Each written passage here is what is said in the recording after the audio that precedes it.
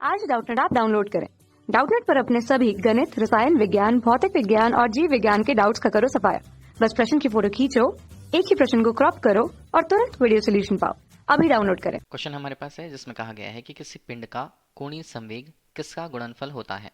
ठीक है, तो वहां पर दिया हुआ है ऑप्शंस में द्रव्यमान तथा कोणीय वेग के, दूसरा अभिकेंद्रीय बल तथा त्रिज्या के, रेखीय वेग तथा कोणीय वेग के, या जड़त्व आघूर्ण तथा कोणीय वेग के। कौन सा मान यहाँ पर सही होगा वो हमें देखना है। इसके लिए हम देख लेते हैं कि कल्पना हमने कर ली कि मान लीजिए हमारे पास कोई पिंड था। ठीक है, तो पिंड है, पिंड को असंख्य कणों से मिलकर बना हुआ हम मान सकते हैं। अगर हमने कहा कि उसके बहुत सारे कण होते हैं और कणों से मिलकर बना होता है, प्रत्येक कणों का कुछ न कुछ द्रव्यमान होगा। और अगर हम उसके केंद्रीय बिंदु को अगर प्रदर्शित करें तो केंद्रीय बिंदु जहां पर हम द्रव्यमान को केंद्रित मानते हैं, द्रव्यमान केंद्र हम कहते हैं। अगर इस पिंड के द्रव्यमान को प्रदर्शित करना है कैपिटल एम के रूप में अगर है तो वो इस बिंदु पर प्रदर्शित होगा, जिसे हम COM या द्रव्यमान केंद्र कहेंगे, सेंटर ऑफ मास के रूप में। बोला जा रहा है किसी पिंड का कोणीय संवेग किसका गुणनफल होता है। अगर हम किसी पिंड के लिए या किसी द्रव्यमान के लिए उसके पहले रेखीय संवेग की, किसी m द्रव्यमान के कण के लिए अगर हम बात करें, उसके लिए रेखीय संवेग को p से प्रदर्शित किया जाता है। ठीक है, p का मान क्या होगा, p का मान होगा m गुणा v। मतलब हम मान लीजिए किसी कण की कल्पना कर रहे थे, ये कण हमारे पास था।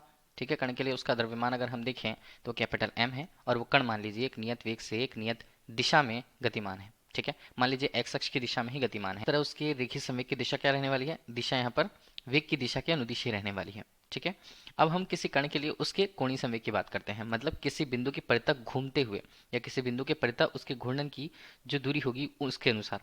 मान लीजिए हमारे पास पिंड जो हमने कल्पना कर रखी थी, m उसके लिए क्या था, उसका कुल द्रव्यमान था जो किसी एक बिंदु पर केंद्रित था, जिसे हम द्रव्यमान केंद्र कहते थे। अब ये मान लीजिए किसी दिशा में किसी वेग नियत वेग v से गतिमान है, जैसे कि हमने किसी कण के बारे में बता रखा है यहाँ पर। ठीक है, तो अब वहां पर हमारे पास पिंड है जो असंख्य कणों से मिलकर बना हुआ है। तो किसी पिंड के लिए कोणीय संवेग का मान अगर हम देखें तो कोणीय संवेग का जो मान होता है उसके रेखीय संवेग को p से स्पष्ट कर दें, जिसकी दिशा वेग की दिशा की ही अनुदिश होगी। उस पिंड के लिए उसके कोणीय संवेग का मान उसके रेखीय संवेग और उसके द्रव्यमान केंद्र से जिस बिंदु के परितः वो घूम रही है, ठीक है, घूर्णन करने वाली है या घूर्णन करती है। ठीक है, तो मान लीजिए वो दूरी स्मॉल r है। इस पिंड के लिए अगर हम उसके कोणीय संवेग को कहें, पिंड का कोणीय संवेग जिसे हम L सदिश के रूप में प्रस्तुत करते हैं, अगर हम सदिश रूप में लिखना चाहें तो इसका मान होता है r गुणा p सदिश का गुणनफल। दिशा क्या होगी, जिसकी दिशा हमेशा, अगर हम उसके लंबवत दूरी की बात करें, लंबवत दूरी से जो दिशा हम देखें तो हमेशा ये स्पष्ट रेखीय रूप से p की दिशा मतलब रेखीय संवेग की दिशा के अनुदिश होगी। देख सकते हैं कि सदिश रूप में अगर हम ये मान देख रहे हैं तब।